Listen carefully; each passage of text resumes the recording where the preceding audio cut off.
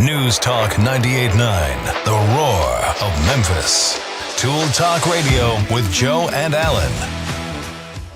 Welcome to Tool Talk Radio, coming to you from the Brown Refrigeration Studios. I'm Joe Thorderson with Thor's Hammer, Carpentry and Wood Turning. And I'm Allan Gilbreth with darkoakmedia.com. And I'm Maximilian, thoroughly enjoying the empty studio. And I'm Brandon Olmstead from Geek Tank Radio, out here with you guys at Cooper Young Fest. Offering color commentary. Yep, you can hear the racket. We're somehow, why did they set us up across the street from a semi-truck that likes to fire up the cooling engines every 20 minutes? But because it's food. Yeah, okay, food. Something's got to keep us cool. Well, how the times have changed. You guys, we're back at the Cooper Young Festival. It seems like only yesterday we were here for the 2021 Cooper Young Festival. I remember dodging, electrical death and everything like that. We had wires, we had rain, we had wind. Small flood.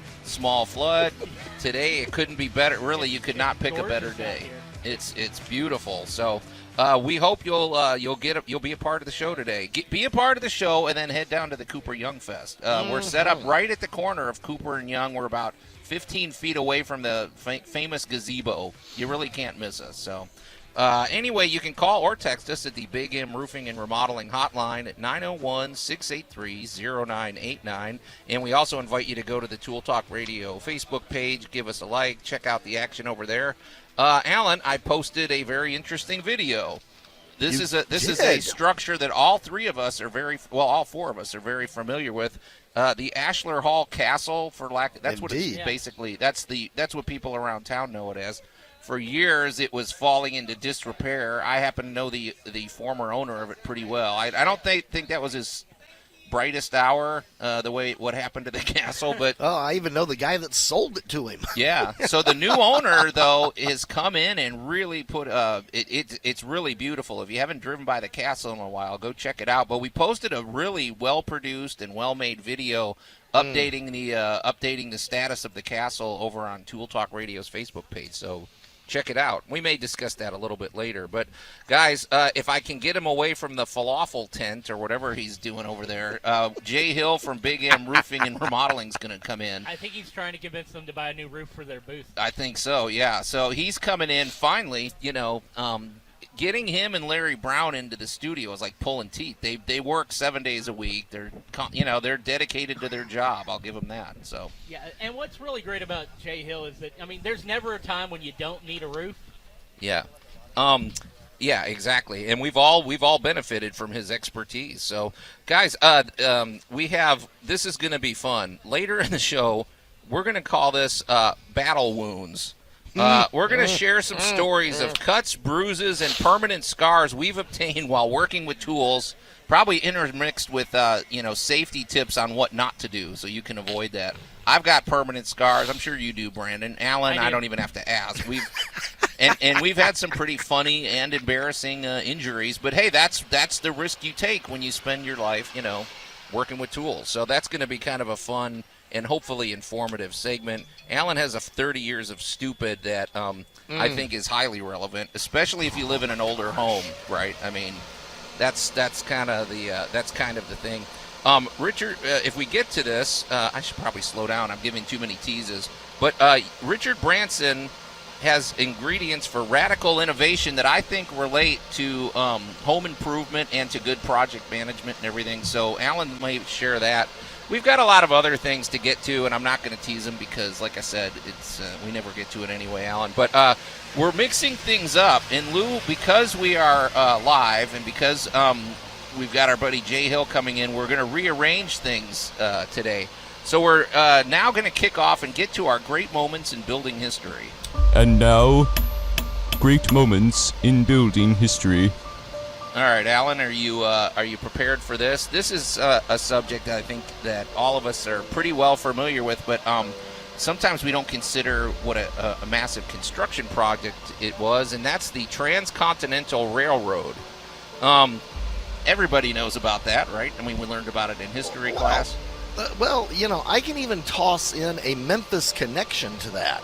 Okay. And the fact that the infamous Trail of Tears ran straight through Memphis. Sure. Yeah. So there were a number of tracks that were considered for how to join the East and the West. Right.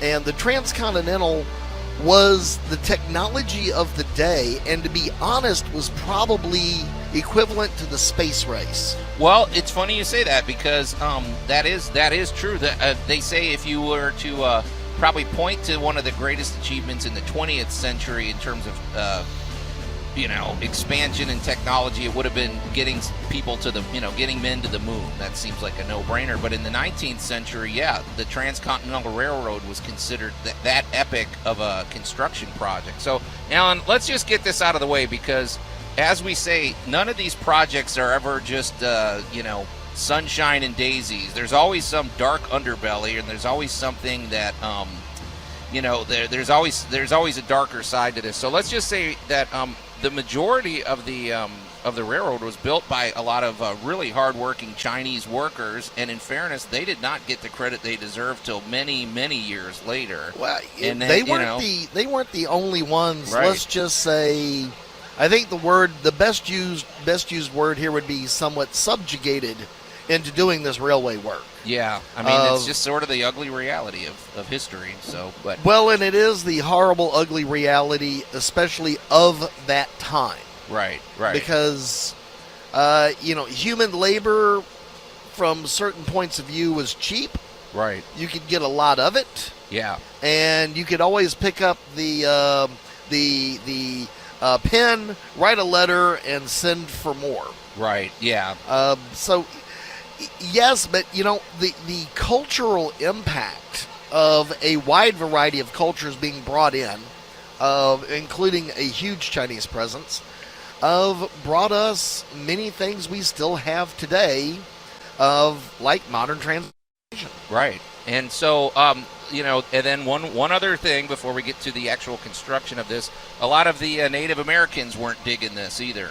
It was going through some of their ancestral lands. It was kind of disrupting the buffalo population, and that's part of our history. I hate to say it, but, some of our greatest legends of outlaws are Right. direct result of how should we say, the public domain aspect of how to build a railway. Right. But that's Grandpa's land. Yeah. Well, we're going to put a railway through the middle of Grandpa's land right now. Yeah. Well, so the thing is, basically, if you look at America back in those days, it was easier if you lived on the East Coast, or even if you lived in Chicago or something. It was easier for you to travel to Europe than it was to go to California.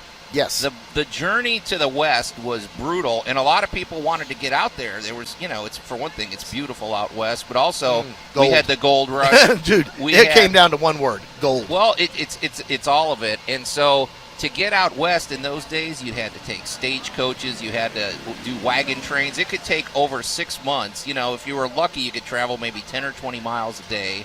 And so the idea that you could, if you could connect the railroad, they went from taking 6 months to, once the railroad was completed, you could get across the country in a week. Yes. That's pretty revolutionary. That's kind of like what we talked about with space travel. Once we crack that nut where you could actually fly to Mars in, a month instead of 8 months or whatever it is now, life may look very different here. But anyway, so two companies, this is what I think was sort of brilliant about it. They got two companies together. The Pacific, okay, let's see. There was, on the left side, if we're talking about the West Coast company, where the heck is that, Alan? It was the, that was the Pacific Railway Pacific Company. Railroad Company, and then starting in Omaha was the Union Pacific. And Yes. basically they said, okay, well, we're going to pay you guys $48,000 for every mile of track, which I don't know what that translates to in modern money, but it's a pretty nice chunk of change. It's a lot of money. Because railroad materials were pretty cheap. It was mostly grunt labor. I mean, it was getting the track leveled, it was getting the substrate put in and everything, but the actual materials weren't super expensive, and so each company had incentive to move as fast as they could. And it's pretty amazing because President Lincoln signed the Railway Act in 1862, and this thing was finished in 1867. How the heck did they do that? That's pretty remarkable. There was an invention not too shockingly earlier than that, called dynamite. Well, it's funny you mentioned that, Al. And there was a new thing, nitroglycerin. Now, Explosives. I'm glad we weren't on that job site, honestly. I'm just... there was occasionally the human race gets a mentality that is just basically, we're going to do this. Right. And that mentality on occasion can be, well, we need to get through this mountain. Right. And we will look at it and go, well, you know what? Remove the mountain. Right. Or punch Put a a hole hole in it. through the mountain. They had Or- one. Yeah. yeah. They had one.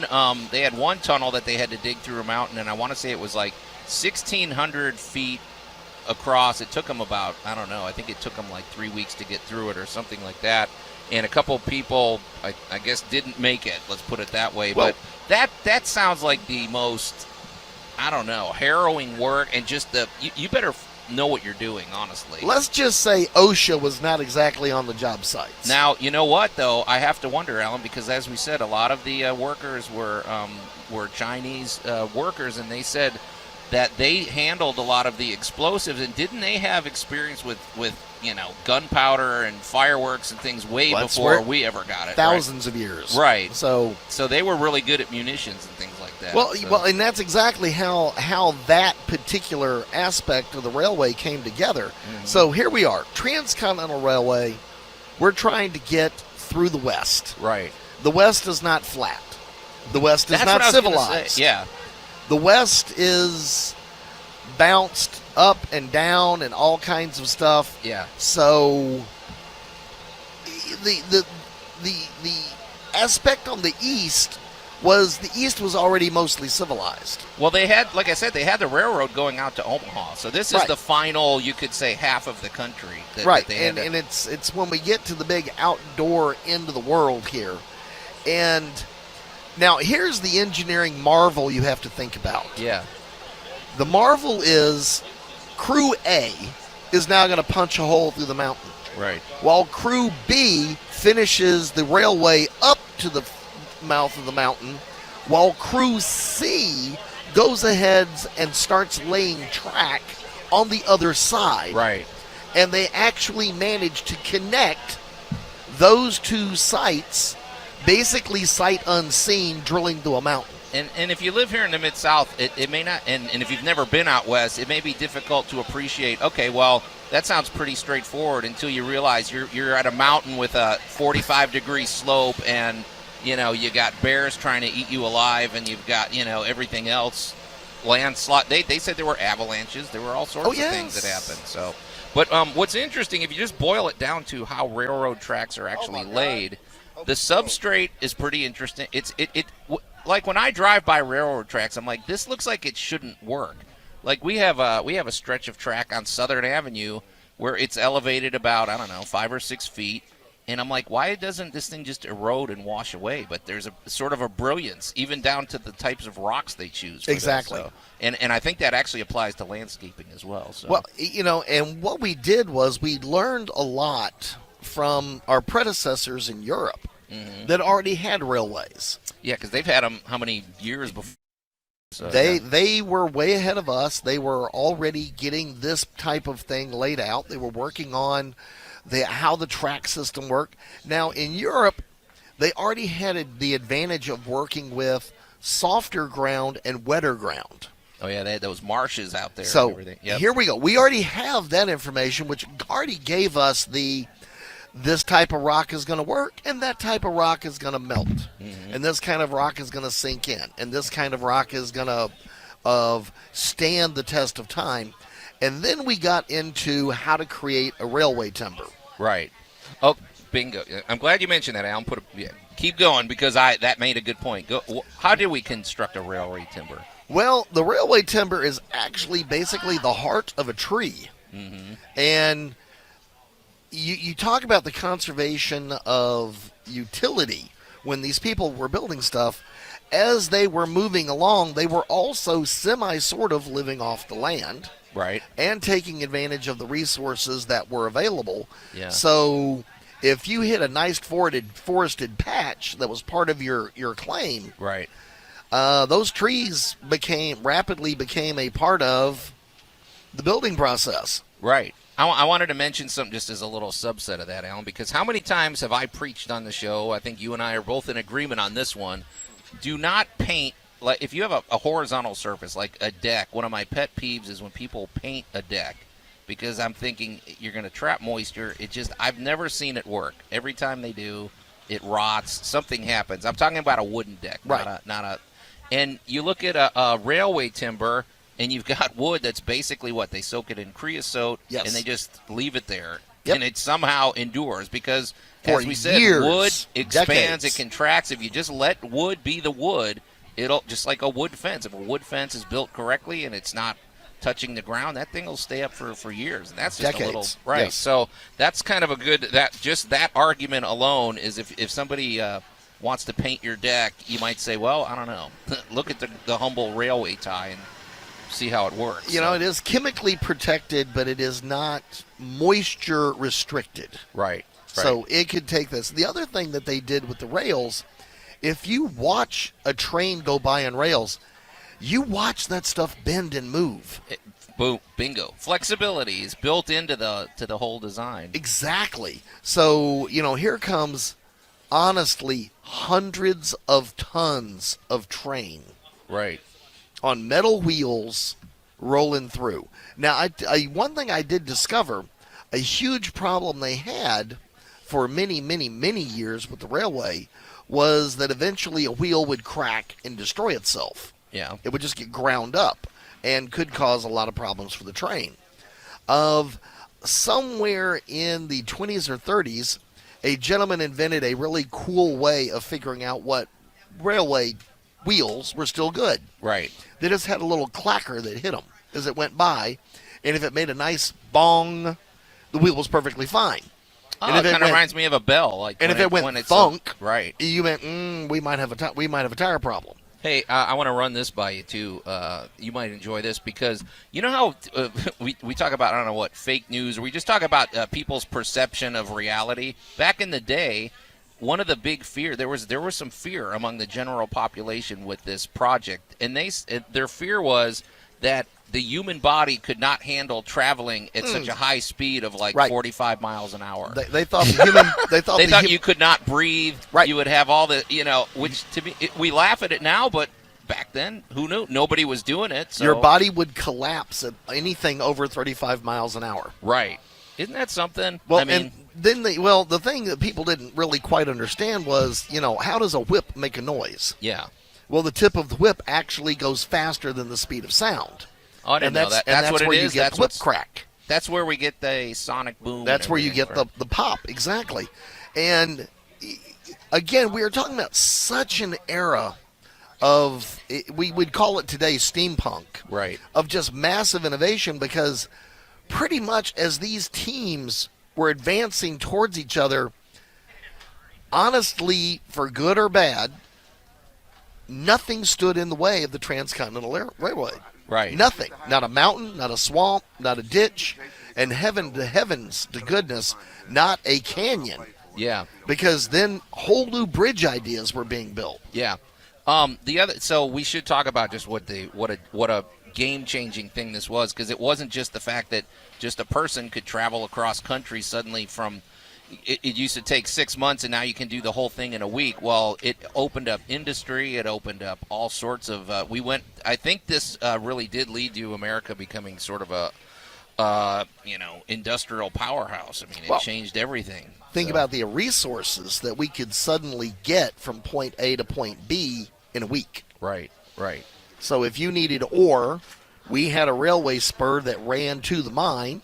Yeah. And this morning while I was driving over here, as a matter of fact, I took a route I don't normally take, and I drove by, and I honestly had almost forgotten we have a huge Kellogg plant.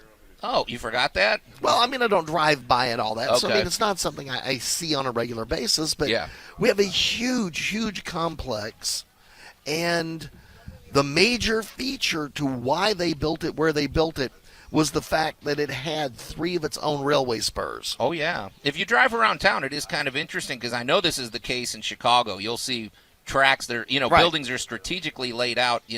But here in Memphis, it's the same thing. You see, why is that big factory 20 feet from the railroad track? Well, it's because they just loaded up, and that's kind of And that's how they got the materials there. That is what made this country. Yep. So, it's got a bright side and a dark side. Innovation always does, but you can't. There's no denying it was a pretty big achievement. It was. I mean, the Transcontinental Railroad, and there's some interesting videos out there if you want to check them out, folks. Do a deep dive. Well, Allan, we're here at the Cooper Young Festival. You could not get better weather. It feels great. We no rain, no anything. It's going to be a lot of fun. When we come back, we're going to visit with our good buddy Jay Hill from Big M Roofing and Remodeling. You're listening to Tool Talk Radio here at News Talk 98.9 The Roar Memphis. We'll be right back. Tool Talk Radio with Joe and Allan. Is there anywhere in this town where we could buy a shrubbery? News Talk 98.9 The Roar of Memphis. Allan, you know all the shrubbery hot spots, don't you? Man, I know Roger well. Okay. Allan even knows the back alley shrubbery location. So I do. Give us a call. You can get the info. Anyway, welcome back to Tool Talk Radio, coming to you from the Brown Refrigeration Studios. I'm Joe Thorderson with Thor's Hammer, Carpentry and Wood Turning, here with my buddy Allan Gilbreth from DarkOakMedia.com. Our pal Max back at the studio, because we're on location today. He is living the life of Riley. Brandon Olmstead's in the background lurking. He's probably going to weigh in throughout the show later on, especially when we get to our battle wound story, because all of us heckle you so bad. Oh, I can't wait. That's going to be if you're just tuning in, that's when we're going to share stories of cuts, bruises, and permanent scars we've obtained while working with tools. And it's going to be a warning tale, but you can also laugh at our amusement, our stupidity and everything.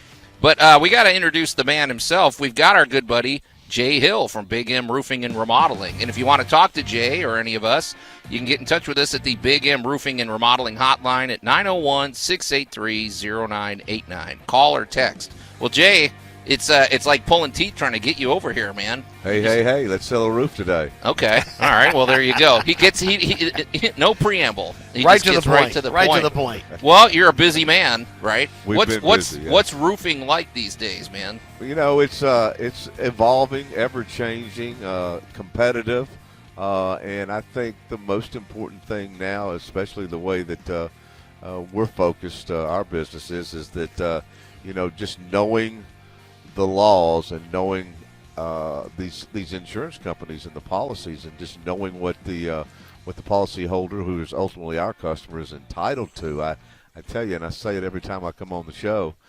navigating an insurance claim of any kind, especially a roof, is a difficult proposition, even if you know what you're doing. I often say it like this. This is the best way I can say it, is that I'm kind of your attorney as it relates to your home claim. You need somebody to help you do that, to make sure that you're getting everything you're entitled to, and that it's done correctly and done right. An insurance company is not, and I'm not knocking insurance companies, don't get me wrong here, but it's not their forte just to make sure that that they're giving you every last thing that they can get. That's why the lawyers in personal injury do so well. I mean, those guys know what you're entitled to, know what a case is worth, and they get in there and they fight for you to get you everything that you deserve. Well, Jay, that's how we met, actually. I remember this like it was yesterday, Allan. A few years ago, we were at one of those home shows. Mm-hmm. We were set up doing our Tool Talk radio broadcast. We finished, and we're walking around the Agri Center and meeting different contractors. And, Jay, what caught my attention about your booth, because, we don't go up to every booth, but your booth, for one thing, it was mobbed. You had a lot of traffic. I know you're pretty smart, too. You put out, like, booth bait. You were giving away Oreo cookies. A lot of chum. A lot of chum in the water. However, what caught my attention was the you were promoting the fact that you basically can handle homeowners' insurance claims. And I was in the middle of I had a roof that was at least 25 years old. It was a nightmare. I was constantly up there fixing it. I knew one day I was going to have to get another roof. And I'm like, I wonder if this man could advise me. And sure enough, within a couple months, we not only had a new roof, it was a homeowner's claim. You bailed me out. And the same is true for Brandon and Allan. So you're like our hero when it comes to roofing. I mean, that's the thing. I mean, if you think about it, I mean, what we do doesn't cost the homeowner anything. And what it accomplishes ultimately is it maximizes and just about ensures that at the very least you're going to know exactly where you stand with a roof claim, or any kind of claim, because we don't just do roofs, but roofs is generally the catalyst that drives most claims that we do, because we are a roofing and remodeling contractor. But having said that, if someone walked up to you and said, "Look, we're trained, licensed, bonded, 5-star rated, BBB, has all the credentials we do, and I'll handle this for you. All you have to do is sit back and pick out colors." I mean, it doesn't make sense to handle it by yourself. Absolutely. No, and the truth of the matter is, it's like, I'll gladly admit this. I was trying to get a new roof on my house. I had gone to another roofing company, and they kind of ghosted me while I was waiting on their estimate. And it's like, after a week and a half of not hearing an estimate back, Joe was like, "Well, give Jay a call. He just did our roof. It's amazing."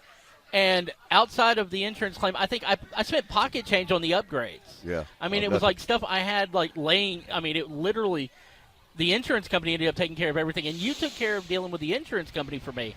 And having dealt with my insurance company before, that's like pulling teeth.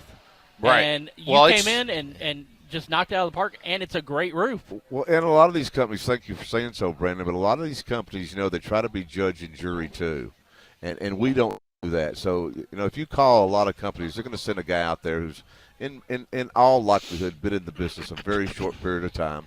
A lot of young folks trying this career and so on and so forth. But they're coming out there and they're looking at what they think damage is as they have been trained. And if they don't see it, they're not even moving forward with the claim. So, I mean, we're not doing that. We're not judge and jury. And it's all about, at the end of the day, the relationship that the contractor has with the field adjusters who are all throughout the city and county. And when you know those guys and have relationships like we do, it goes a long way toward getting your claim approved. And, I mean, how many times have we seen the lawyer TV shows where they're like, only a fool goes into court and represents themselves. If you go to court and you don't have good representation, so don't go into a homeowner's claim and just think you're going to wing this by yourself. You need that expertise. That's a great point. And what's so funny is, and we hear this all the time, the personal injury side of an insurance claim spends billions of dollars just like the insurance companies do. And what they do is basically train you that if you've got a car wreck or something, the first thing you're going to do is what? You're going to call one of these big insurance conglomerates that specialize. I mean, you're not even going to think twice about it. But if you start talking about a claim for a roof, and I say, well, look, Miss Jones, I could get, such and such insurance company to take care of this. I believe we've got enough wind damage, storm damage, hail damage, whatever it is, to get them to take care of it. And you'd be surprised, 50% of the time I'll hear a customer say, well, I don't want to do that to my insurance company. What are you thinking, folks? That is what you pay your premiums for. We've not been trained by the media in this segment of the insurance industry like we have in the personal injury side, where you wouldn't think twice about it. Don't try to navigate it by yourself. Well, and the other part of this, Jay, one thing that you told us, because you're always evolving as a company, and the last time you visited, you told us, okay, well, some people may not have a claim. They may just need a new roof. They may need and maybe it's something that they weren't ready for. Maybe they haven't budgeted enough for it, and they suddenly are faced with a new roof. Well, you've got all sorts of financing options as well. So. We do. We actually yoked with Enhancify about 6 months ago, which is a conglomerate portal by which you can literally go to our website, which is bigmroofingandremodeling.com, and hit a button, and in 90 seconds qualify amongst 30 lenders that we have all at the same time. We've got somebody for everybody, including the low credit score, all the way up to the excellent credit up in the 800s and 700s and so on and so forth. But at the end of the day, we are going to be able to do your roof, for what your insurance company is going to pay. All you're going to be responsible for is whatever your small deductible is, and that's just the law. But I tell you what, people that don't even think that they need a roof right now, that may not even know that they have storm or wind damage or a claim right now, you might not have $15,000, $20,000, $5,000 for a roof right now. But I bet you could come up with $500 or $1,000 if it meant I could get the rest of it taken care of by your insurance company. You know, and that's what you got to know. You can't play games with your roof because a bad roof, it's not like it's not an isolated problem. It's getting water into your house. Yeah, it's like yours, for instance, I remember. You know, yeah. your wife was getting wet. When I came in, it was raining. She was trying to clean the house, and there was Yeah. water coming all over the place. She was soaking wet. I had to throw her a towel. We have to wear umbrellas when we're watching it was TV bad. and everything. So, yeah. But, I just like the squirrel condos that they were selling under his roof eaves. yeah. But, it leads to it leads to mold, which mold is a way That's bigger problem. Oh, wow. than you have. Big problem. But Jay, when we took the roof off, what was interesting to me was because we're talking about roofing systems. That you pulled 2 or 3 layers of roof. It was the 3-tab kind of old-fashioned whatever. Yeah. You put in ridge cap vents, and I told you right immediately the next month's utility bill, and even ever since then, it's been noticeably lower. I want to say by $50 or $60 a month. I hear that a lot. And it's I hear because that our a lot. house is running cooler, right? Yeah, at the end of the day, too. I know I got to get off that end of the day thing. You know, everybody's got their little mindset Get a new of the day. catchphrase, sir. I need Yeah. it. Well, help me with that when we get finished Yeah. with the show. I think that roofs, like everything, cars is a good example, automobiles, the technology changes so quick, man, and so often. The roof that you can get today, as opposed to the one that you could just get even 5 or 6 years ago, is mind-blowingly different. I mean, you can literally get roofs now with us, for instance, as a Master Elite GAF installer with a lifetime, and I'm talking about from the factory, from GAF, the corporation, a lifetime non-prorated. In other words, the value of the warranty never goes down. It always goes up. And transferable warranty on a roof. Literally the last roof you'll ever have to buy, and it's backed by a company that's been in business for 131 years. Yeah, no kidding. It's like, and the thing that's interesting about GAF, because Jay, when there's a lot of science stories that Allan brings us. We're always talking about solar technology and how it's evolving, and the day's coming soon when you might be putting on solar-powered shingles, and GAF seems like their name has dropped a lot. Allan, we were talking about them when we were talking about heat absorbing or heat resistant paint, and so GAF's a very innovative, dynamic company. They are. We are on the cutting edge of solar technology right now. I mean, literally available right now are solar roofs where, I mean, it's just mind-blowing. We're not certified there yet because it's not completely rolled out, but GAF is yoked with the biggest manufacturer of solar panels, and here's the thing they've done differently than everything else that's been up at this point in time. They have put the panels in the actual shingle themselves. In other words, you can't tell from the street whether or not it's the shingle that your neighbor's got or it's the new one that's actually providing power to your home. So that's a real game changer. In the next couple of years, it's going to be extremely, extremely prevalent. Well, that's the thing. We're gonna start having roads or different. We're gonna have structures. We're gonna have roofs, like you said, that'll be absorbing solar power and storing the energy and using it. Which, if it's not a big, ugly, shiny, reflective panel, I mean, that's kind of a bonus for sure. So That's right.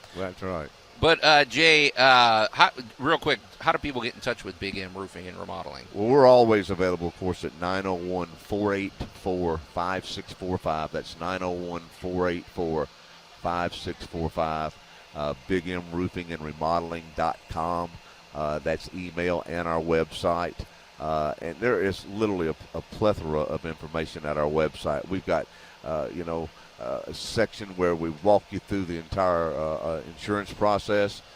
We've got a gallery of over 500-600 roofs that we have laid over the last 4 or 5 years. All of our credentials, very transparent. And again, I want to say this because we're extremely proud of this, and this is extremely difficult to do.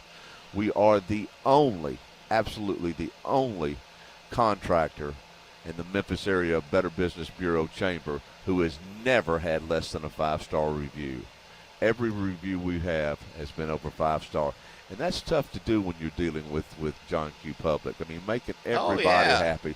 So I think that really speaks to our people, and our dedication to trying to make sure that at the end of the day, there it is. We just want to make sure that everybody's happy. But, we don't spend any money on advertising either, Joe. I mean, we do good work, and we do right by folks. And just like we met, and, you turned us on to Brandon, and you and Brandon turned us on to Allan, and Allan's turned us on to so. I mean, it's just a tree. And that's the best way to do business, when you walk in, vetted by somebody that you trust and like, and you can come in and just you don't have to, get over that hurdle of getting folks to get to know you.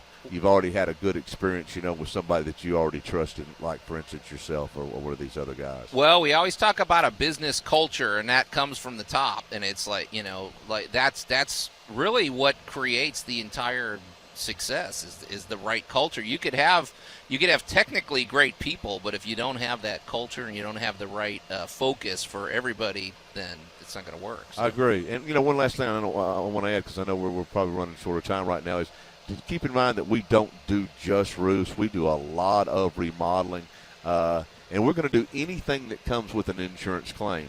Very rarely is a roof claim, for instance, if the tree falls on it. Very rarely is that just the roof. If a tree fell on it or a limb, and we've got a problem with the roof, generally water's going to have intruded the home. You'll have drywall, you'll have painting, you'll have electrical. Sometimes it hits the deck, sometimes it smashes a window, sometimes it damages the landscaping.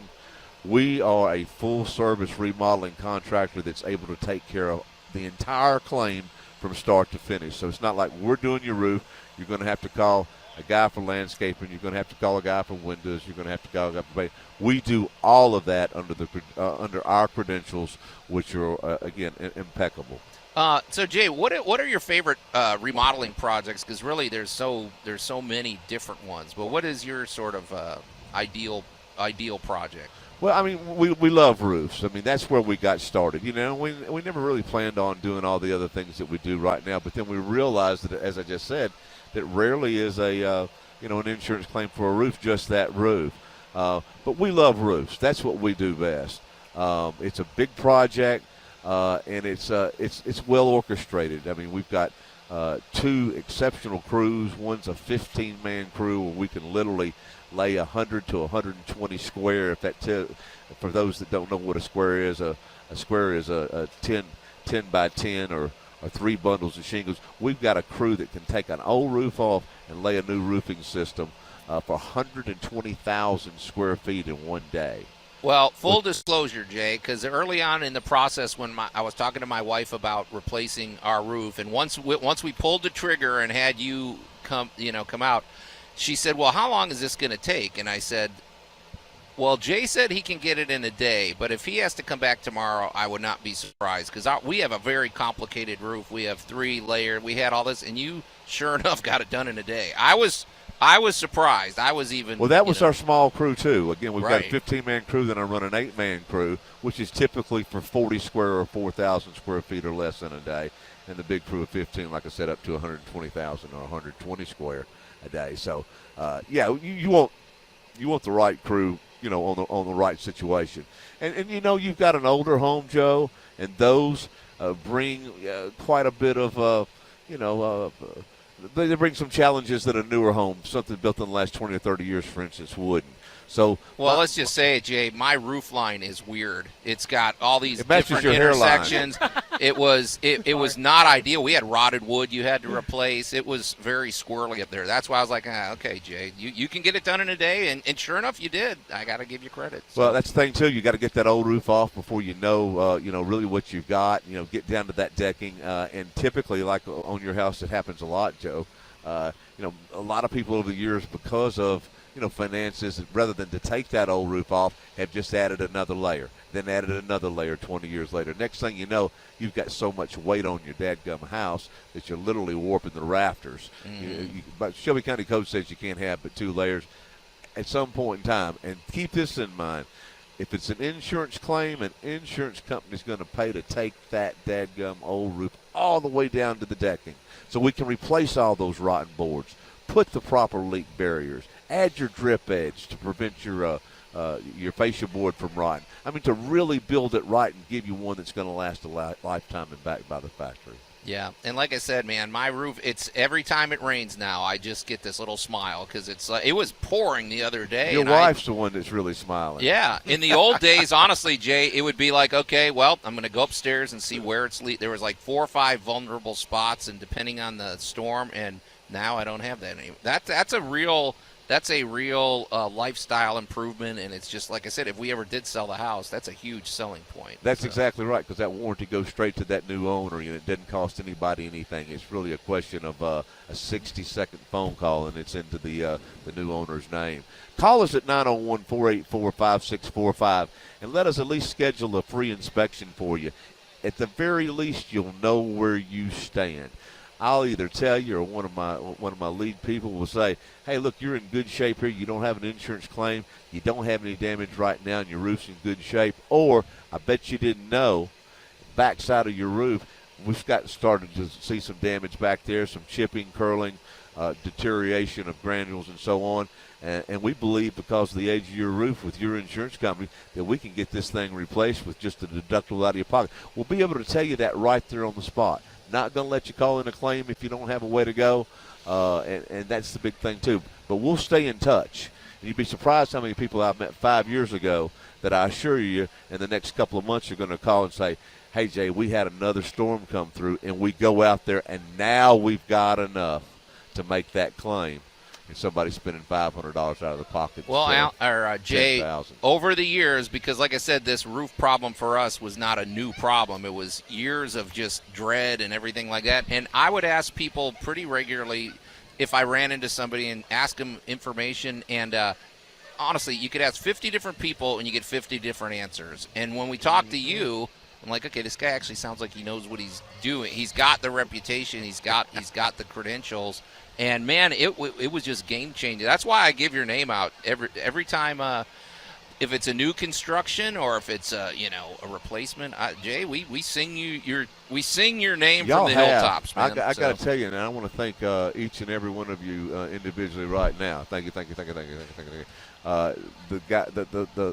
Dadgum customers that you've sent us have been amazing, and we always appreciate that. We really, really do. So your confidence in our integrity, our craftsmanship, and what we do just means the world to us. So thank you, guys. Yeah, and also if you're ever just bored, like call. Jay loves these phone calls at 10:30 at night or something. You're just a fun guy to talk to. Man, right? I just want a phone call. We want an opportunity to be of service. Yeah. Okay. Anyway, tell us again. How do they get in touch with Big M Roofing and Remodeling? 901-484-5645. That's 901-484-5645. I can be reached 24/7 right there. And, of course, a website, again, a great place to find out all about us at Big M Roofing and Remodeling.com. Great website, tells you all about us, what we do, how we do it, how long we've been doing it, and all our credentials. And I would encourage listeners to think about that as well. There are a lot of people out there in all types of business, but I'm going to say especially in what we do, who are not even qualified to be on your property. They don't have liability insurance. They don't have workman's comp. They don't have the proper training. They don't have factory-back warranties like we do.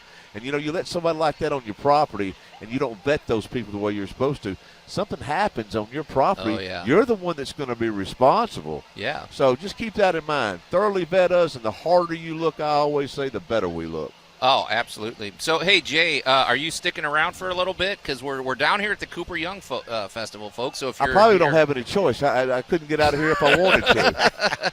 So if you want to meet Jay, drop in. We're having a lot of fun here. You could not get better weather. We're right at the corner of Cooper and Young, about 15 feet from the gazebo. So come by and say hello. Well, guys, hour 1 of Tool Talk Radio is in the can, but we got hour 2 coming up. We're going to kick it off with a story all about battle wounds. I can't wait for this.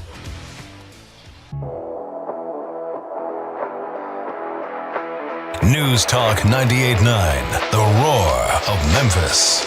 Tool Talk Radio with Joe and Allan. And welcome to Hour 2 of Tool Talk Radio, coming to you from the Brown Refrigeration Studios. I'm Joe Thorderson with Thor's Hammer, Carpentry and Wood Turning, here with my buddy Allan Gilbreth from darkoakmedia.com. our pal Max back at the studio, our buddy Brandon Olmstead from Geek Tank Radio, and our pal Jay Hill from Big M Roofing and Remodeling, wherever he is. I think he went off to go get a funnel cake or something, but he'll be chiming back in here momentarily. Do we have any more people here, Brandon? I mean, how many more guys do we need over on? We are crowded. I've even seen a couple of Allan's Geeky Side TV folks tooling around. Floating around. Well, you couldn't get a better day. We're here at the Cooper Young Festival. It's like night and day compared to what it was like last year. Last year was thunderstorms. We were running cables across roofs. We were dodging electrocution, and even still, it turned out okay. You know, it still turned out okay. At least. Yeah, Max always enjoys our suffering, but hey, actually, that's one thing I miss about last year. Max was a lot quieter. Yeah, I kind of miss the old Max, but anyway, you can call or text us at the Big M Roofing and Remodeling hotline at 901-683-0989. You can call or text. You know, any you can send pictures. I don't know if you can send videos. I'm pretty sure you can send pictures and everything. So. And we also invite you to go to Tool Talk Radio on Facebook. I posted an interesting video all about a structure here in Memphis that we're all intimately familiar with. You know, we might unpack that story later on, but it's all about the refurbishment of Ashler Hall. It's a pretty impressive structure and very well produced video. It's over there at our Tool Talk Radio Facebook page. And hey guys, I just want to, you know how we're always talking about lifestyle improvements, and sometimes it's the simplest things that are an improvement in your lifestyle. And I wanted to just mention it. It's sort of a hack that I can't say I came up with this. I think I stole the idea from someone else. But as you guys know, I yield to no man in my love for America. You know how patriotic I try to be. You know, but anyway, it can be dang near obnoxious sometimes. Sometimes, but with that said, of course, I naturally have an American flag displayed in the front of my house. Right. Well, one of the things that's sort of irritating with that is so the flagpole, most people, I think, either have it at a 90-degree angle or a 45-degree angle. Mine's at a 45-degree angle. And literally, just about every day I'd come home from work, the flag's either twisted or it's actually stuck up on the roof or it's jammed up, and it just looks bad. It's been blown somewhere. And that offends my sensibilities, for one thing. I'm like, I don't want to see the flag all wadded up. And so I said, wait a minute. Okay, somebody was talking about magnets. So I went to my big box store. I spent about $8. I bought 4 magnets. Now, if you really want to get spiffy, you could paint the magnets either white or red. And if you put them strategically, the weight of those magnets if you put it down sort of near the bottom of the flag, not completely at the bottom. I learned this. If you put it about a foot from the bottom, because my flag, I want to say, is about 4 feet long or something. Right. It still flows. It looks very natural, and it blows in the wind, and to this day, it still hasn't tangled up. And we had a few windy days, and I'm like, this is such a simple idea. And I wonder how many people display their flags, and they have the same annoyance that I have. So See, you're not wrong. You're not. In fact, if you buy a lot of novelty flags, they come with little weighted pieces to put on. Right. I've never actually bought an American flag that came with those weights, though. Because our shop, no, I don't know that they sell it with that, but honestly, and I hate to say it, some of those little ball bearings up at the top, they get gummed up, and because it's supposed to be that the flag can blow and go turn. and it loop around, but it never works. Honestly, work after a month or so, it gets, whatever. So that's just one of these simple little hacks that I would encourage people to do. It's nice because then you don't have to worry about it, and it's a simple. And I would say that probably goes for a lot of other displays, like you said. Brandon's Friday the 13th flag that he displays proudly in his front yard. I can't do that in the front yard anymore. We have young kids in the neighborhood. I had to put it on my workshop. Yeah. And by the way, folks, expect, now that we're into the month of September, it's officially Halloween season for the next however many weeks. So I'm sure Allan and Brandon, this is like their wheelhouse. It's their favorite time of year, so there's probably going to be some Halloween hacks coming up. We're already building new coffins. Yeah, absolutely. So, but anyway, hey, guys, in a minute we're going to get to our really fun I hope it's going to be fun. We're going to talk about battle wounds. But before we get to that, I want to talk about our good buddy Larry Brown from Brown Refrigeration. Allan, as we said, getting people on the show like Larry and Jay is always like pulling teeth because they work, they're hard-working guys. I think we're getting Larry on the show next week if all goes to plan. But boy, you talk about two fundamental. We deal with Jay Hill, Big M Roofing. That's a fundamental part of your home. Well, you could say that the HVAC system. What would you call that? The lungs of your home. I mean, it is important. It is. You have to have it. Especially in the Mid-South. It's the heart right now. It is. You have to have it functioning properly, and it's not just a matter of the heat and the cold air blowing out. It's also conditioning the air. It's also it's almost essential these days to get involved with the Remy Halo system. The cleaning particulate. It's really, especially if you have pets. Yeah, Brandon knows all about that. So it's like it's a sort of revolutionary technology. It's a very simple premise, and yet it serves a fundamental need. The Remy Halo system, it goes inside your HVAC system. You never see it. It gives off the brightness of the sun, and what it pushes out are these cleaning particulates. Every time the air is circulating through your home, you have air that's not only clean, but it's cleaning. It's landing on surfaces. It's killing coronavirus, right, Allan? I mean, there's evidence that it kills anything biological. So whether it be a virus, a bacteria, or even dust mites, the number one cause of, honestly, dust and allergens in your home.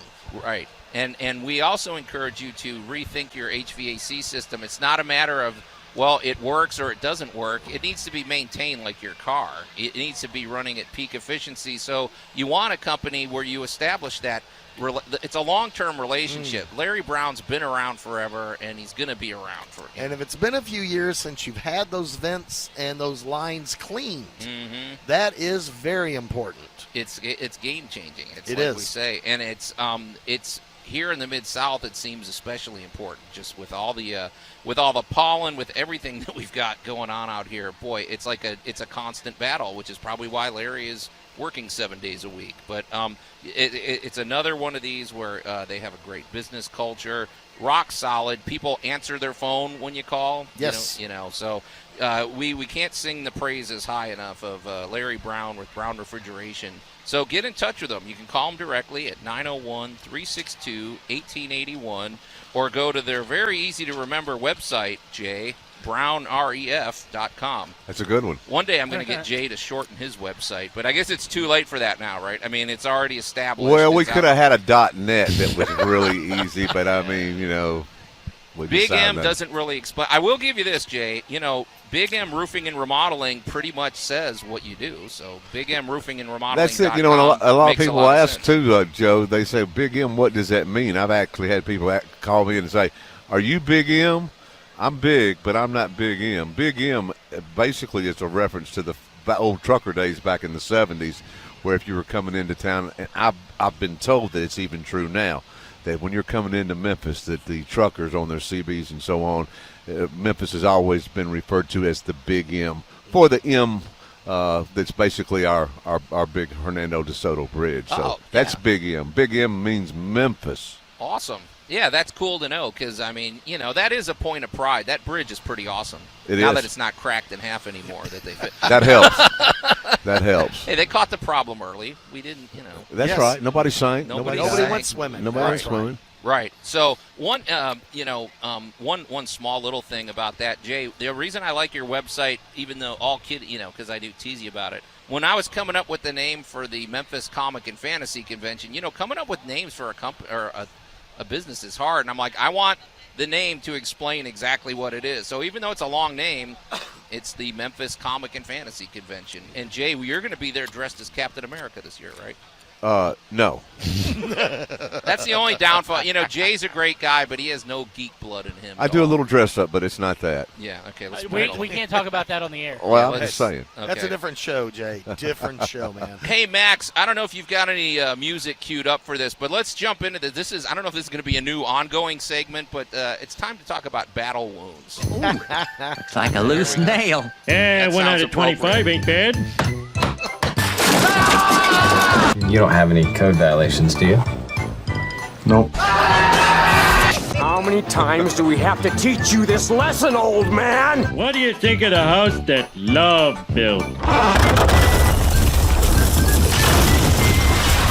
Oh, shoot.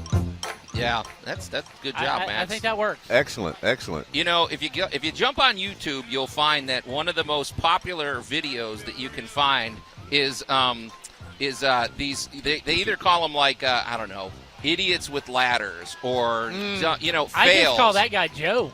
It's like, you watch a video, it's 10 minutes of people doing really dumb things, and there's like 80 million views and things like that. So let's just face it, it's a popular topic. And I was thinking, between us all, we've got scars, we've got battle wounds, we've had. Hey, when you work with tools, there's a price to be paid. Things happen. And even if you're as careful as can be, like I always am. I mean, I am as, I never, whatever, take risks or anything. But I thought this would be a fun segment, but also highly useful because we want to save other people from injury. So we're going to share some stories of some of our battle wounds. How's that? So I'm good with that. You want to go first, Allan? I'll kick off with I got about 8, so always I'm not gonna get to all of them. choose your assistant carefully. If I you've didn't think of that. That's a good one. got a family member that don't listen, this is not the person to have help you. You don't want your 15-year-old looking down at their phone while they're supposed to be holding the ladder. Oh, I'm going to pick on my father. Okay. Oh, yeah. So here we are. The parents' dishwasher goes out, right? Yeah. So, of course, they call me. Here we come. We're going to put in the new dishwasher. Right. So I get the old dishwasher out. Not a problem. Yeah. Don't have a problem in the world. I got everything all turned off. Everything's going fine. I am putting in the new dishwasher. I am curled up underneath there, and I don't know why, but he suddenly decided to be helpful. Yeah. And decided to start with the breaker while I was wiring it up. Oh, there you go. Okay. Man. Well, So he has I to am- make sure it's working, right? So I am up underneath this counter and everything, and I am working just do-do-do-do-do. Everything's turned off. I don't have to worry about bunga dinga wonga, That'll get your attention. This explains a lot about him now, That's when he lost his hair, I think. At the least. Let's just say there was a choice conversation had very quickly. For sure. So wait a minute, Al. There's all these things going on in the home, I'm sure, and at that moment, your father thought it was essential to go play around with the fuse box. He thought, well, he's working. He's working on the wiring. I'm sure he's done by now, and I'm not going to bother to ask him if he's done by now. And I'm just going to go throw that breaker on for him. I heard about some of the things you did growing up, Allan. I think this was a plotted revenge. Oh, I think it was definitely time to get payback. Okay, so in other words, though, don't play games. When the fuse box is off, maybe put a note there and say, "Don't." Oh yeah, that's don't called turn it on. That's called lockout. And anytime you're doing anything with electricity, you should honestly have a method to where you can lock somebody out of electrocuting you. Okay. I got one that's very basic. I've told the story before, but it's quick. But it's not to overlook the dangers of everyday objects. I was folding a cardboard box because I was going to throw it in the garbage, and suddenly I felt a stabbing pain because I'm sitting there, folding the box, right? And I had driven one of those giant staples through my thumb. It went in one side and out the other. Yes. Perfect. That was the weirdest injury I ever got. It was sickening to pull it out it was one of the most revolting injuries I've ever got. And I'm like, you know what? Those cardboard boxes, if they have those staples, you better pay attention to that. And those staples are stout. Yeah. Yeah. They are serious. Here's another one I want to just mention, and then I'll throw it to the panel. As you guys know, for many years I had issues with our sewer line getting clogged. The main line drain was especially when we had all the kids at home, and before I discovered the beauties of single-ply toilet paper. Right. The hill I'm going to die on is single-ply toilet paper. If you want to keep your pipes clean, let's say it, I'm telling you, it's revolutionary. You don't need that big, thick, whatever. No. And it gets the job done, and it'll keep it drains. So I'm sitting there using that snake, and you guys know how my house is laid out. I'm in the driveway. Right. The side of my house has that opening, and I had the big, heavy rubber gloves, the extra thick ones. Right. And if you don't know, folks, basically you're feeding this 100-foot snake through the pipes of your house. It twists. and it's pretty a dirty. Long, coiled piece of metal. And yes. somebody else, you talked about having a good assistant. Mm-hmm. Somebody else is pushing the little gas pedal. There's like a pedal that activates it. Well, my son was doing the pedal, and suddenly the coil snagged on something and kinked the hose. And this is a serious. You know how thick that stuff is, that Alan. Baby and will it whoop you. Wrapped around my fingers, and it's crushing my fingers. So I scream, and my son's like, "What's going on?" I'm like, and then my wife comes out. What's all the screaming about? I'm like, and I'm trying to utter the words, will you get off the pedal and whatever, and he had to reverse it, and that could have been seriously dangerous, but it completely crushed my hand. So, don't play games. Don't play games with those snakes. I'm telling you, be very cautious with that. What's really funny about this is that Joe's the kind of guy that no matter what kind of damage he's taking, he won't cuss like the rest of us. That's true. So you could literally mic him during this time, and you would have gotten the greatest expressions ever. But that wasn't my finest hour. Like R2D2. But I do want to ask, which of your sons is it? Because Joe has twin boys. Dominic, of course. Okay. Yeah. Dominic's the And that's mainly because you would let Dominic help you, and Jeremy's like, no. Well, Jeremy always strategically isn't around. That has to do with sewage. I'm gone. What'd you say, Max? I was going to this is more after the fact that I learned from Joe this is a dumb thing to do. So recently I had acquired a new weapon for my arsenal called an Unbreakable Umbrella. And awesome. Wait a minute, is this thing shoot No, like darts it's not. or something? It's not the penguin. I can just whack people with it, and it'll still hold its shape. But anyway, Alan's got like 8 of those. So it's polycarbonate. It's the gentleman's weapon. Yes, so anyways, that's a weapon Max would have. So anyways, I got a fiberglass splinter and everything, and I got the bright idea from my mom to be like, "Oh, just burn it and just burn your finger a little bit, and like just run it across because like fiberglass is flammable and it'll just burn away." So it's like, huh? So I just ran my finger across, and according to Joe, that's like one of the worst things you can do. Yeah. Yeah, you get tweezers and you take it like a man, Max, and you pull it out. I couldn't get it out. So what happened? Is it still in there? Right. So you burned it? I don't feel it. All right. Okay. So I want to kind of put Please this out there. don't do that, folks. Yeah. For anybody who's ever wondered, if you've ever seen the movie Kingsman, when they're all training to be, Kingsman, that's Max. Yeah, Max will not. Yeah, Max is training to be basically a gentleman assassin. So the idea of this Unbreakable Umbrella thing was great, but the idea of the fiberglass in his hand, now I'm giggling. Now, don't worry, I don't have to worry about fiberglass with my tactical pen. There you go. Now he's got okay, Max. Yeah, I will give this for Max. He's all about de-escalation in his martial arts. He's not trying to break somebody's spine. He just wants if there's a conflict, he wants it to stop. He's a peaceful person who could still kick your Kadiddlehofer if it came to it. So. I'm afraid I'm the other end of that spectrum. Okay. Hey, Brandon, let's let you weigh in. So I used to, years and years ago, I mean, it's got to be at least a decade at this point, I used to work I was a warehouse fulfillment clerk. And the great things about that is that people like to leave, box knives open just laying about because they're constantly cutting down cardboard. Oh, yeah. Well, when you go to grab for a cardboard box because you need to pack something up to ship it, and your really wonderful coworker sees their box cutter right where you're going to reach, and they think it's a good idea to grab it and pull it out of the way before you stab yourself. As your hand is coming down and they slice your thumb open, 8 stitches, still have the scar, tetanus shot, all the wonderful things. They, of course, being in a warehouse, in order to get me to the emergency room because they were worried about it, they using packing tape and packing peanuts, they closed up the wound.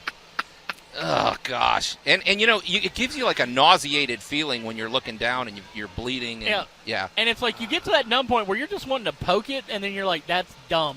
That's going to hurt later. The worst pain of all of these types of injuries, though, folks, is there's no bragging rights. You can't. It's not like, well, I got that scar from rescuing a kid from a burning building. It's like, well, I got that because I wasn't paying attention and or I dropped a hammer on my foot or something. But it's like, where'd you get that limp? I wasn't in a fight. I didn't chase down a perpetrator. I got backed over by a forklift. I fell off a ladder from 2 rungs up. Right. Because the guy who was supposed to be holding the ladder was like, distracted by a car going by. Right. Yeah. Just, let's be safe on the job, there's folks. no bragging. I think we have a couple other. I think Jay wanted to share one when we come back from the break, and then we'll move along to something more elevated. But this isn't elevated. I think it's good. Only it's on good the ladder. information. Only on the ladder. You're listening to Tool Talk Radio here at News Talk 98.9, The Roar of Memphis. We're down at the Cooper Young Festival. Everybody, come down and say hello. Tool Talk Radio with Joe and Allan. Call Poison Control if you're bit by a spider, but check that it's covered by your healthcare provider. News Talk 98.9, The Roar of Memphis.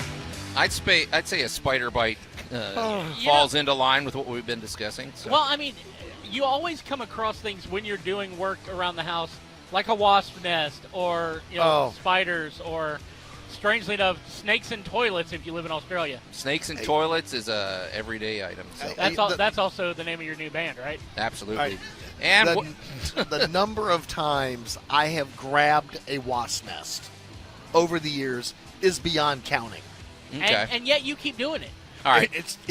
It was just a rejoinder, guys. Let's move it along. And welcome back to Tool Talk Radio, coming to you from the Brown Refrigeration Studios.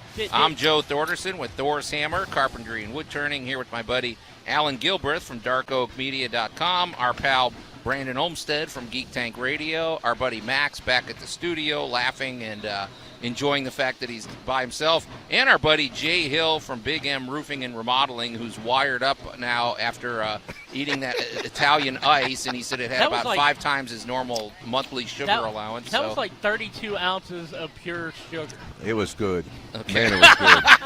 Man, it was artificial food coloring, some ice, and a whole lot of Yeah, I was sweet. going to get a tie-dye T-shirt, but now I've just got tie-dye lips. Yeah, and now we're here at the Cooper Young Festival, where a high school marching band decided to set up, do their drum solo here about 50 feet away from us. So, hey, that's live radio, baby. You can't help what we get. So, anyway, you can call or text us at the Big M Roofing and Remodeling hotline at 901-683-0989. And just a reminder, you can text us any day of the week. You can text us right now if you want. But you can also leave us a voice message during the week, and you have to do that on my number, which is 901-921-7105, because next week, you guys will get back to responding to our text line and our voicemail line. It's just this week, we're here on location, and we're here with our buddy Jay. We want to talk to him. So anyway, guys, before the break, we were sharing stories of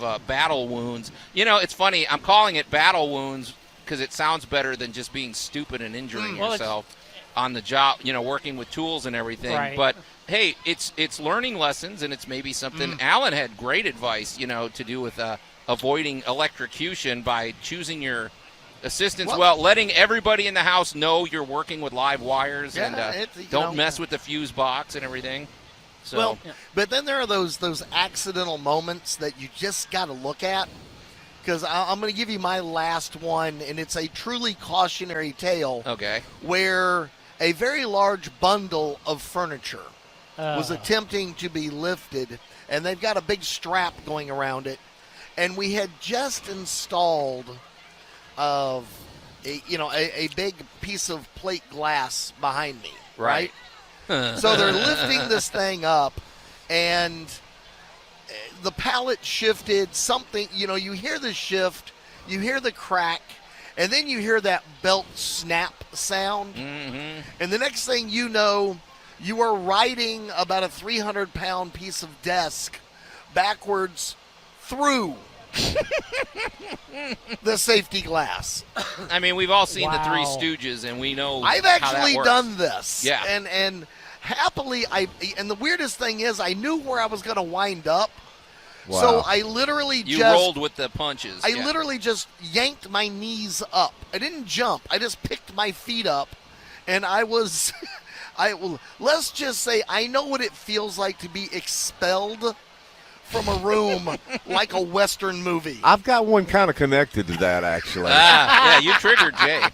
Yeah. Talk to me. And this is from way back in the day, but I was helping a guy sell some cars, and I was supposed to take him to the auction for him. Right. And anyway, the day that before I went to check out the cars, I noticed that one of the trucks that he wanted me to sell had a bed liner in it, but it wasn't secured. Right. I said, look, when we come get these cars in the morning, let's make sure that bed liner's there. We've got gas and this and that and so on and so forth.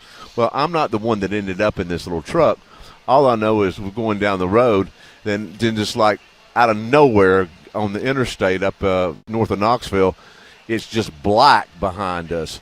And this bed liner goes flying. I mean, it darkened the whole back. It was like Dorothy's house in The Wizard of Oz. And that thing must have got 30, 40 feet in the air before it landed over in the woods. And do you know, by the time we could get to the next exit and come back, somebody done picked it up and took off with it. We didn't even get an opportunity to get it back. I mean, that's a nice bed liner. So you got to secure those things. The only other stupid things that I remember doing at 8 years old, I was told the only way to tell whether or not that we've got electricity here or not is to take a regular screwdriver and put it in the socket, and I will never forget that. Who told you that? Oh, I know. The 10-year-old Sounds kid. like an older brother. Yeah, that's the 10-year-old, my buddy. 8-year-old.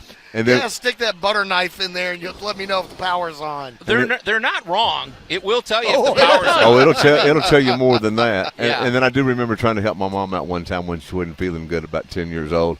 And so we cleaned up the kitchen, loaded the dishwasher, and proceeded to squirt a big old helping of liquid joy in there. And literally 2 hours later when we came back in the house, the entire house was full of suds. You just triggered Max. This sounds like it could be its own podcast. All right, Max, what did you have to say? I got another story that's kind of shocking, but anyways, I wanted to talk about speaking of electricity. There was one time, in one of our house and everything, we have this like Joe's where you have to like unplug the appliances and everything in order to use the stove or the oven.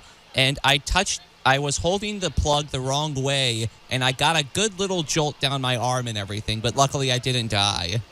Yeah, but Max, you told me that wasn't a normal cord. That was like the triple strength. What is that? What runs an oven? It's that big giant. Oh, that's 240, baby. That's 240. That could kill you, Max, you idiot. So. Could. Also, more times than not, it does. Max, you told me about a time when you were like 6 years old where you were using the microwave and you please, burned the let me house tell down, let me tell it. Okay. Okay, so I had like microwave. You might have to set the popcorn for 30 seconds and everything, but I believe I set it for 30 minutes.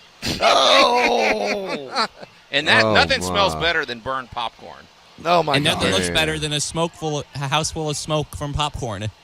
Yeah, don't let your 5-year-olds use the microwave, folks. So, okay, I think this is going to be a reoccurring. I mean, let's do it I again. didn't even get to half my list now. I've got permanent scars on my elbows, my hand, everything. I think all of us do, folks. If you've got any interesting battle wounds, for lack of a better term, let us know. We can still bring this up next week, and maybe this will be an ongoing thing. But get in touch with us. You can call or text us at the Big M Roofing and Remodeling Hotline, 901-683-0989. And if you want to leave a voice message during the week, call 901-921-7105.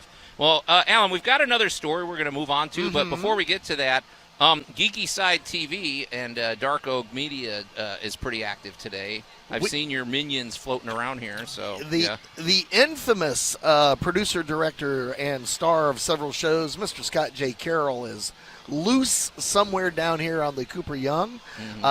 If you find him and you're doing something interesting, you'll probably wind up on Geeky Side TV. The big thing going on right now is, of course, Haunted New Orleans with Kalila Smith, because, of course, we got, the Vampires and the Big Easy and several other shows like that. Plus, it's spooky season. Yeah, Jay, you should see the people Allan hangs out with. It is spooky season, and the biggest one going right now is our runaway hit is it came from the international market, where the evil producer goes and buys snack foods from around the world and lets the hapless volunteers eat them or drink them. How could they? Oh, Jay, it's amazing. You got to be on the show, man.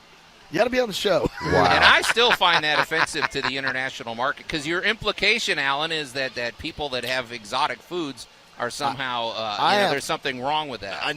My implication is the narrowness of the American palate. Okay. Because right. I love everything that we serve. Oh, so this is an anti-American message. Okay, I can't stand with you. Well, it's in right now, the anti-American thing. Not for me, buddy. No, it is all about broadening your horizons. Yes. Okay. And trying new things. Okay, go to darkoakmedia.com, and honestly, if you're a content creator and you've got something a little more elevated than that, you may wind up on the air as well. Allan, indeed. Allan is open to all content. Well, most content. So, well, pretty good.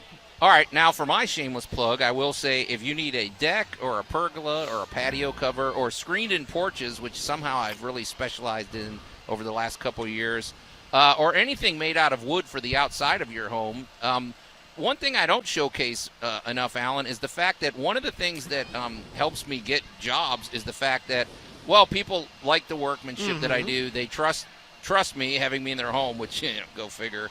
But also, I can't figure that one out. I keep a very low overhead, as you know. I don't have a big fancy, showroom or anything. My overhead is low, so a lot of times when I give the quotes, they're surprised. They're very surprised by how affordable it is. Well, so you're not paying for that big storefront someplace. And the only roofer I bring in to do the roofing for our like screened-in porches and things is our good buddy sitting here, Jay Hill. Jay, you've appreciate done quite that. a number of those, man. We have, and I'm going to tell you because everybody's going to think, well, he's just talking about himself. Folks, if you need a pergola, if you need a patio, he just does incredible work, and it's he and the son, and the prices are incredible because he doesn't have a lot of overhead and stuff, and he just does outstanding work. Yeah, and we try to make the project fun. One nice thing about the work I do, Jay, I will say, you and Larry are the ones getting these emergency calls because, if the roof suddenly gets a tree limb through it or if the HVAC goes out, you guys need to react immediately. I don't get an emergency call that says I need a deck, tomorrow or something. Right. My projects are generally fun. They're kind of, people have budgeted for them, so they're a little more relaxed. Well, Joe, I do want to talk to you about getting a pergola because I kind of want one. I just my backyard is so featureless. I can't imagine a pergola. It is true. Brandon it's true, design, very true. But get in touch with me. You can call me directly at 901-921-7105, or you can go to our very easy-to-remember website, thorshomes.com. So, hey, Allan, you brought this story, you put it in our show prep chat about Richard Branson, and I think it's worthy of a discussion, and maybe, Jay, you'd like to chime in on this. But, I mean, okay, the guy's successful. Very. He's still got all his hair. He does. He's doing fun things, and, it's probably worth listening to his opinion. He knows about succeeding with projects, right? Right. So, he has been a little bit of a maverick his entire existence. Of the music business was going a certain way, and he went, I think we could do it better or different, and he did. And then he decided, I'm going to get an airline, and we're going to do things a little different, and he did. Let's get in the cell phone business. Then he's decided to go to space, and travel around the world and all that.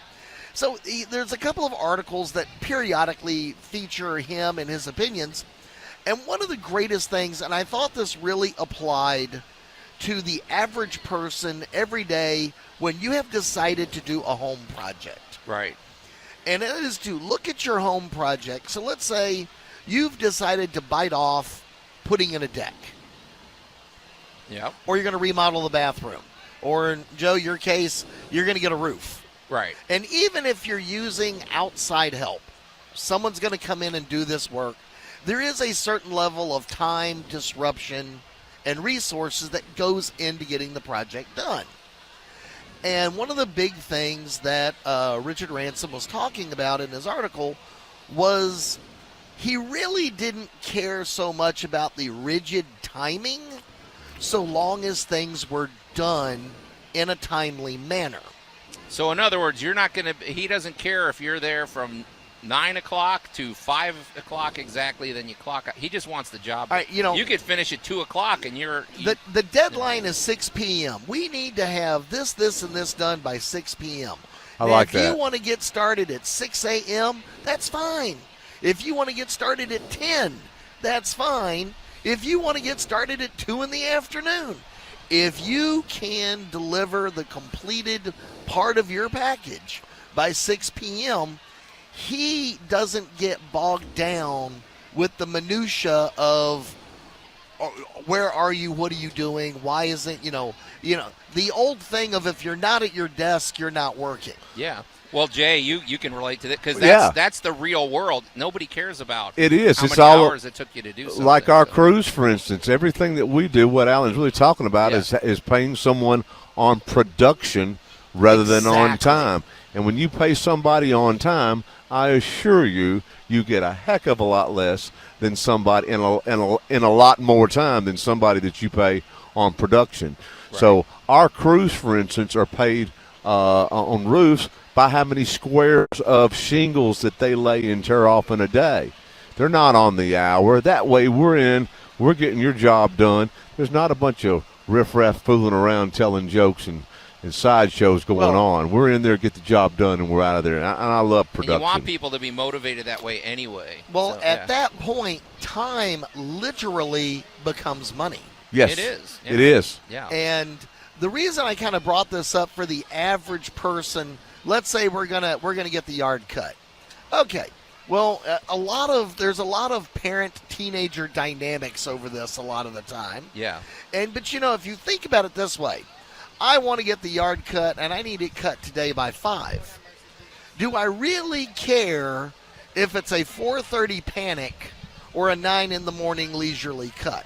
Right. So long as I got it cut by 5, I don't care how it got there. Yeah. But I just need the job finished by 5. And, then I'll leave the actual project management and planning up to the people involved. Yeah, exactly. Now, if they need help, they can go to Mr. Ransom at any time and say, "Hey, I got 3 months to get this project done. Give me some advice." So in other words, that's what he's there for. So in other words, if you go to one of his businesses, or if you go to his office spaces or whatever, it's not people. They have a job to do. He doesn't care. Like if he walks in there at 5 o'clock and everybody's gone, he doesn't care if they is it done. Is it done? Is it done? Yeah. So that's all. And honestly, that's the motivation you want with your whole team. Well, but this really, I'm dead serious. This really does apply at home. Sure. Because I think a lot of people in the house get a little too tied up with it's 11 and why isn't this done? Right. Yeah. All right, make it a little easier on everybody. When do you really need it done? By 4? Right. All right, you really need it done by 5. So let's say 4 and give them a little grace period. And now, if it happens gradually over the day, it was still done by 4. One of the greatest things you can do to get home repairs done and get things moving quickly is to host an event. I'll tell you, I've gone to projects where they're saying, okay, in a few months we're hosting a wedding here. I need this deck built here, and in the meantime they're doing all these other projects because on June 1st this thing has to be done. We got to be done. And everybody's chugging along, and a deadline does help you, get the project done. It does, but making sure that the deadline isn't every 10 minutes. Right. Making sure the deadline is more project-based than it is individual effort-based. Well, the other thing about that, too, from the other point of view is I've been self-employed just about my whole life. So I've worked this way However, there was a period when I was much younger where I worked on the clock, and I got to say, those days drag by. When you're on a job where you just got to get it done, you look at the clock and you go, oh my gosh, it's already 4:30. Where did the day go, or something like it? So for the average worker, it's just more enjoyable to be on a project like that. So. Well, yeah. Well, we got the 6 things that need to be done. Well, let's get them rolling. Right. But don't forget, and I love to tell everybody, it takes 21 days for a chicken egg to hatch. Huh. And I got to point that out because there's a whole lot of people that think if you yell and scream and jump up and down enough and put 20 chickens on the job, you can have a baby chicken in a day. Right. And that is just not how a lot of what we do really works. Right, exactly. So, but anyway, that's good advice, I would say. So, and it's funny because That's the bed. When you said radical innovation, I was like, okay, well, is he talking about high-tech stuff? I get he's talking about a fundamental principle that you bring into your business or any project, basically. Well, but it's like, all right, well, guys, we got to clean out the garage because next week we are going to XYZ. We're going to have a yard party. Right. All right, well, now everybody knows we got a yard party coming. Yeah. Everybody knows. And everybody knows that yard party is Saturday at 4 p.m. All right, well, let's go ahead and have that meeting a couple of weeks in advance. Yeah. And let's let it organically move forward, because you may not always realize how the dominoes have to fall to make the event go smoothly. Yeah. Yep. All right. Well, good stuff, man. So Richard Branson, once again, I guess, has got, he's got good advice. That's just good fundamental advice. I like that. So. But sometimes harder to do than the average person thinks, because a lot of us are pre-programmed other ways. Yeah. Well, also, too, it's something to think about if you're going to hire somebody. Don't say, okay, I'm going to hire this kid to cut my grass, and I'm going to give him $15 an hour. Well, you just took away all his motivation to hurry up to get this thing done. Say, hey, I'll give you $200. Finish it when you finish. Get her done. And then you know what your budget is too. That's the other thing. Right. So, okay. Hey, I want to shift gears and mention something on our kitchen remodel. Okay. So because if you've been listening, or if you haven't, actually, if you're new to Tool Talk Radio, you can check out all of our past shows. We were a little remiss, Alan. We didn't mention that. Let them know real quick how they can do that. Absolutely. They can go to Facebook and look up Tool Talk Radio, or they can just pop over to tooltalkradio.com, and they can see they can take us with us. We're there on YouTube and Spotify. Yeah, absolutely. You can binge listen. But anyway, I've been doing a kitchen remodel. In the past, we've done work on pretty much every square inch of my house, but we're biting the bullet, and we're more or less replacing everything except our cabinets are sound, but the doors are hideous. So we ordered new kitchen doors and stuff. Mm-hmm. Well, so this week I put in the stove and I put in the Vent-A-Hood. And awesome. I just wanted to mention something about the Vent-A-Hood. As you heard, folks, earlier we were talking about injuries. I can't tell you how many times I've hit my head on something. So my point of reference for everything is like, how many times am I going to hit my head on this? So I put the Vent-A-Hood about 5 inches taller than probably is recommended. And I got to be honest, when we stepped back, my wife looked at it and said, we're not putting the Vent-A-Hood. You got to lower that down. It's amazing with the Vent-A-Hood how precise it needs to be, because if it's too low, well, then it looks goofy too. And it's impeding your This is further proving that Joe doesn't cook. However, one thing I want to say, though, if you need a new Vent-A-Hood, I don't know what your situation is like with your cabinets. It was way easier than it looks, honestly. Yes. It's like 4 or 5 screws. It's a vent. If you've got everything set up properly, I would say go for getting a new Vent-A-Hood.